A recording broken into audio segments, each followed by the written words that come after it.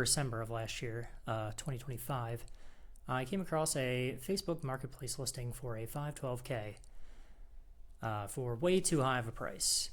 I already have a 512K. It is right there.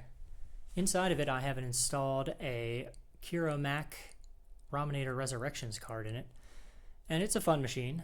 But even by 2026 retro PC standards, it's a bit of a pain in the butt with its complete lack of storage, no ADB connections, and you can't really just plug in a lot of the other Mac stuff I have laying around here to get it to work. But what the listing did have was a midnight blue Abcom dust cover, and I really wanted that because I already have a white Abcom dust cover, and I wanted them to match. It also came with a tote bag, which I didn't own at the time. Wasn't dying for one, but the matching Abcom dust cover I kind of wanted, but not for $350, as you probably saw me post the listing there. So flash forward to about February of this year, 2026, the listing was still up, so I figured I'd throw in an offer that hopefully the guy didn't think I was lowballing him, and he immediately accepted. So for $200, I got my dust cover and I got my tote bag, but I also got more than I bargained for with the computer itself. He told me he got it at an estate sale that he was working at. Nobody bought it, so they were going to dumpster it. So he took it home, saved it from the trash, good for him, and made $200 straight profit. And by the time I got the thing home and unboxed it, well, not unboxed it, it was in the tote bag, I untote bagged it. There was something very interesting about it when I took it out of the case and had a look at it. Now, you already know what this is if you know how to read because you read the title and you know that there's a Levco MonsterMac inside, but I didn't know that at the time. So this was all very exciting to take apart. So join me on my journey of discovery for this very fun upgrade card for the Macintosh 512K. Oh, and also the 512K turned out to be a 512KE, so it has the floppy drive that can read the 800 megabyte disk instead of the, not megabytes, 800 kilobyte disk instead of the 400 kilobyte disk, and the slightly bigger ROM size. Not that that matters because the Levco's got its own custom ROM built in. So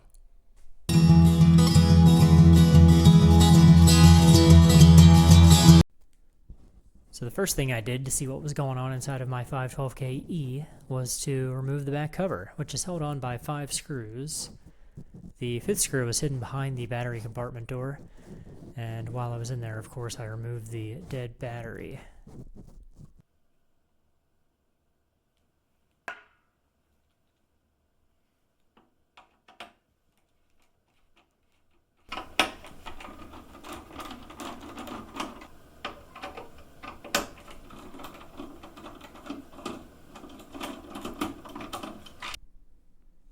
So with those 5 screws removed, all that I needed to do was give the case a gentle shake and let gravity take care of the rest.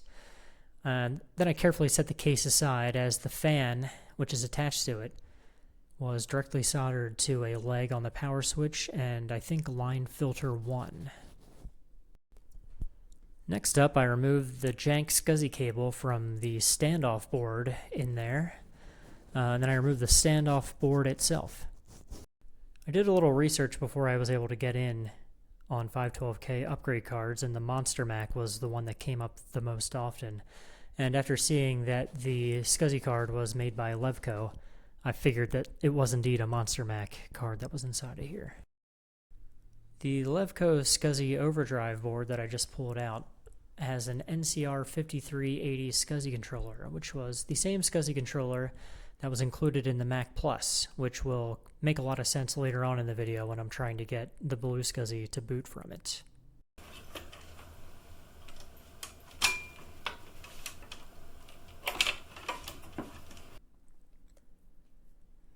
Being the naive young man I was at the time, I just disconnected all the connectors to the logic board and attempted to slide it out like normal. However, it turns out with these compact Mac upgrade cards, there is zero space to do that. Yeah, it ain't coming out. So my efforts were in vain. There was zero clearance between the SCSI header and the inside tray for sliding the motherboard into, so I had to take some more drastic measures later. Yeah!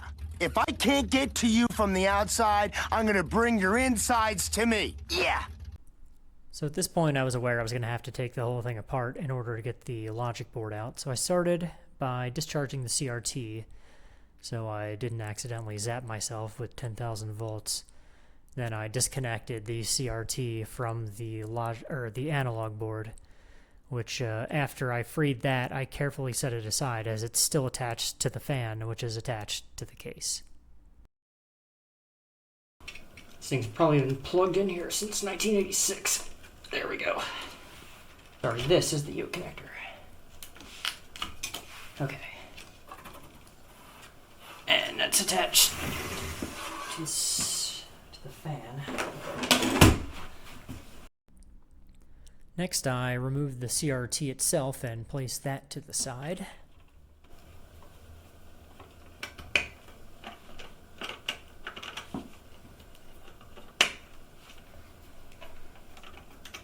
Just flip it out. Look at that. Neat.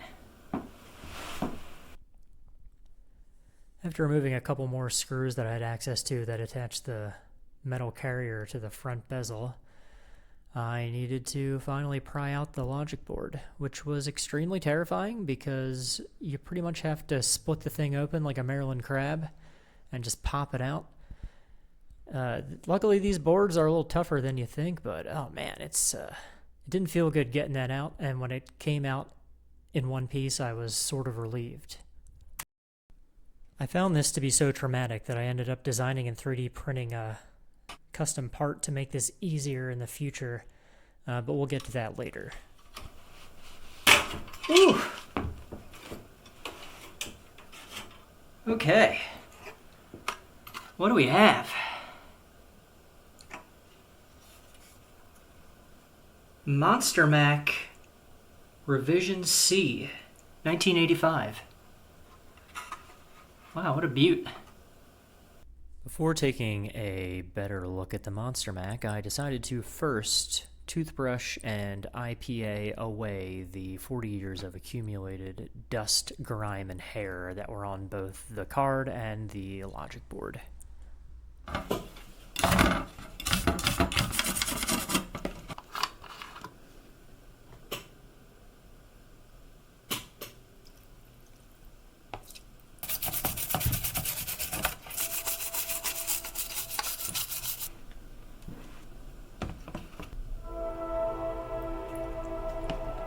How often does the train go by?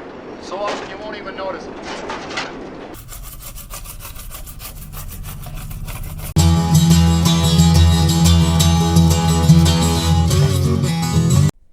The MonsterMac was a RAM upgrade card created in 1985 by the San Diego-based Levco Enterprises and designed by these four fellows right here: Doug Gilbert, Stas Levac, Kurt Johnson, and Dwayne Maxwell. After Levco was purchased by Scientific Microsystems and merged with their Supermac division in 1987, Stas and Dwayne stayed on for only about a year before moving on. I couldn't find anything else about Doug or Kurt, though. The MonsterMac has 48 256K RAM chips, a 64-pin connector for the SCSI Overdrive disk controller, and presumably other upgrade cards that may have been released. 2 custom ROMs for making the 512K understand the larger memory space, and an array of custom chips named after the Marx Brothers: Groucho, Chico, Zeppo, and on my board, an unpopulated Gummo slot. A Revision D board owned by user Crutch on the 68K MLA forums has these custom chips named for the 7 dwarves, and also has the SCSI chip directly on board. Both his and mine lack the advertised EEPROM slots that were promised in early advertisements. Crutch's board also came with the original Levco MacBreeze, which is a piezoelectric fan.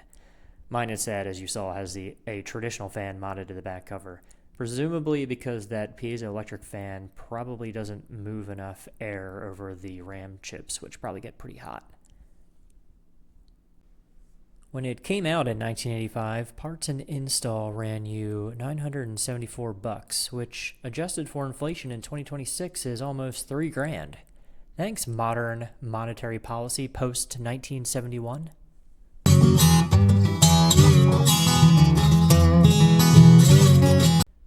Thankfully, the only thing I managed to break when removing the MonsterMac from the 512K was this random header pin that had been added to the logic board that connects to the yellow and black jumper cable coming off the MonsterMac. I managed to break the pin off inside the cable, so I desoldered the old jumper pin, shoved a new one in there, and soldered it back into place. Here is my horrendous test setup.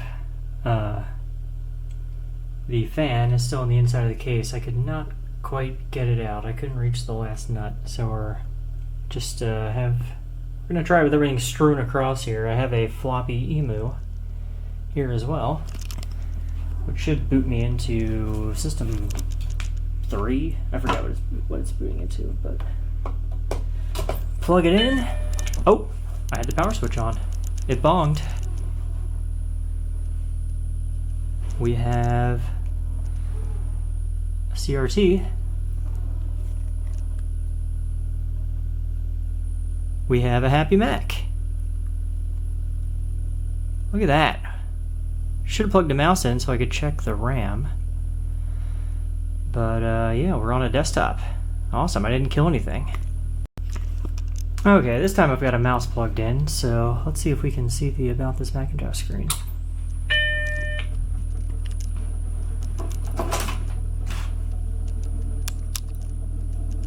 That fan is hilariously noisy.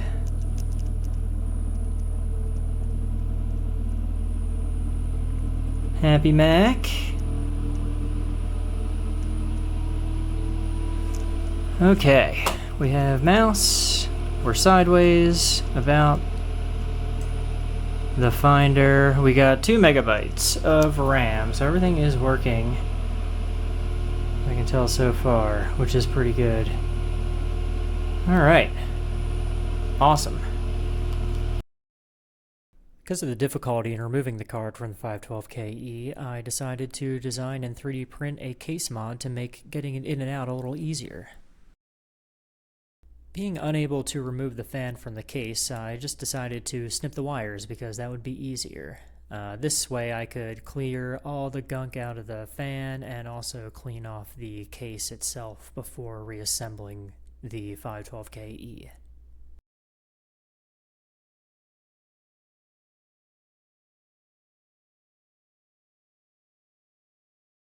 So after the case dried from its bath, I reconnected the fan cables in the laziest way possible, which was twisting the wires together and heat shrinking over top of them. I also wanted a badge like the original one that Crutch has on his unit, but in lieu of getting a one-off sticker printed, I just made something in FreeCAD and printed it on my 3D printer. Then I attached it to the case with Gorilla Tape. Using a little pair of bolt cutters, I removed the channels that hold the logic board in place so that my 3D printed mod could be installed over top of them. This will make the logic board easier to remove later on if necessary. So I forgot to record how the case mod works, but I'll show you that right now. It pops into place using these circles as guides, and as you may have seen earlier, I cut the channels out of this side. That way you can just pop out this little tab here by the mouse input, and then the whole thing will drop out, which I'm not going to do right this second because everything's still attached. Then to do the same thing, you just put it in and slide it forward, and then you can take your 3D printed case mod, which I will have posted on Thingiverse, and just snap it into place with the circles, and then you have little connectors there that will, or not connectors, little channels that will hold it into place without you having to slide it in. Or, yeah, makes it much simpler.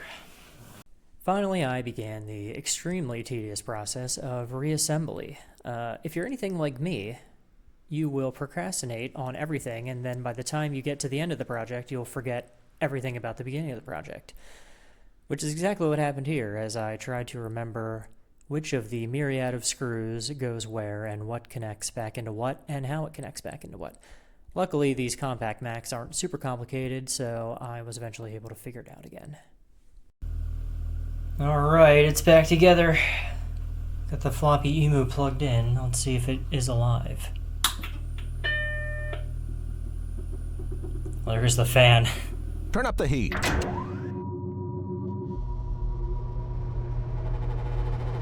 Good. Oh, the MonsterMac is alive, man. She survived.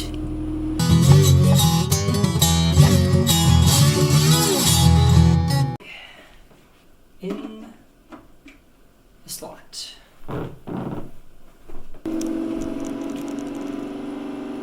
Nothing.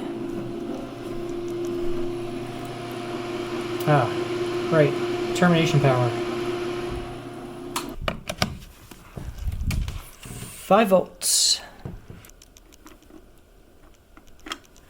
There we go. Power.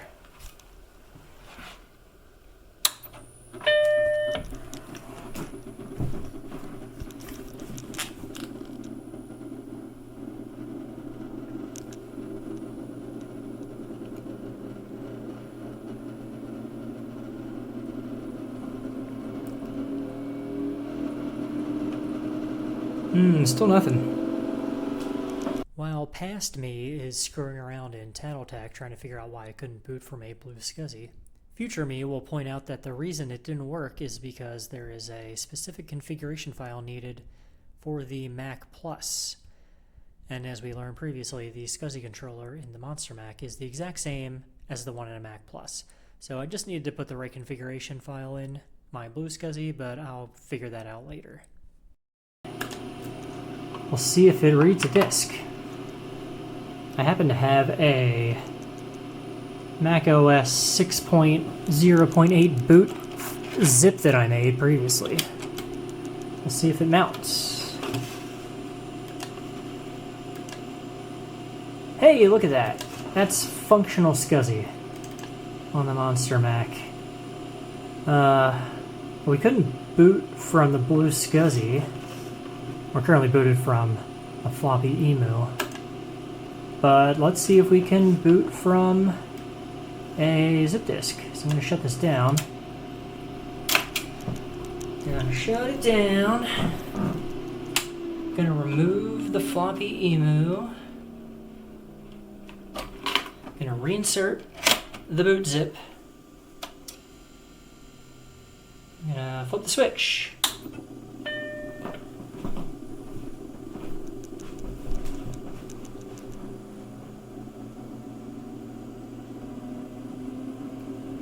For the wind turbine in the back to spin up.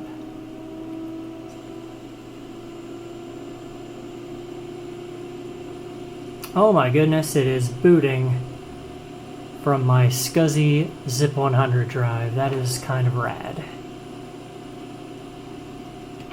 If you look at about, we are booted into 6.0.8 from a zip boot drive. That is amusing. That amuses me. Very exciting and stupid. Now past me has figured out about the configuration file and has loaded it, and also a 6.0.8 image I already had lying around, and now I'm going to boot from it. Hit the switch. Hear the bong. Sit in the chair. Shake the camera. Hear the fan spin up.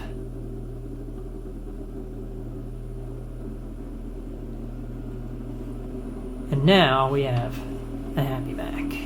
Booting into 6.0.8 on the 512K E MonsterMac. Very exciting. Okay, the last dumb thing I'm going to do with the MonsterMac is, of course, connect it to the internet. Because why not? I have already installed the Danaport SCSI link drivers. I'm going to connect to my Wi-Fi. I typed the password in already. There it is. We are connected, and now I'm just gonna open Mac TCP ping and see if we can hit something. Just in here, and Mac TCP ping. Let's use Google's DNS server. See if we can smack it with some packets. And we are online, which is really dumb, and probably beyond the wildest dreams of the original 512K developers. Isn't that something stupid and pointless? But we can do it, so we have to.